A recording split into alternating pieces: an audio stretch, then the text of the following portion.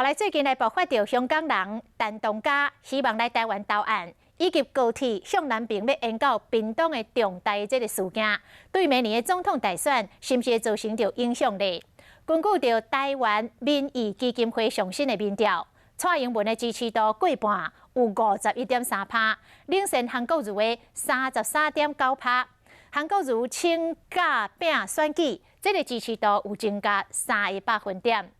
民进党明年敢有可能完全来执政呢？有49.2%的民众认为无可能。我所以就高雄市长韩国瑜请假投入2020总统大选，好亲像看到成效。根据台湾民意基金会上新的民调，韩国瑜得到33.9%的支持度，虽然是苏武蔡总统51.3%，不过比起9月份已经升悬3%。请假既然有效果的时候，那么你的竞选的策略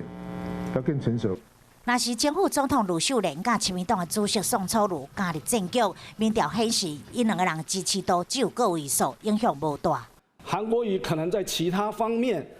或许民调会高于蔡英文，但是就未来谁要当中华民国总统，否决韩国瑜已经是年轻选民的共识。只是民进党嘛担忧政党的支持度方面，民进党29.7%，甲国民党的29.1%差无多。对了，民进党2020总统连任国会过半，有35.6%的民众感觉无啥可能，认为也阁算可能的有27.4%，无可能比可能较大。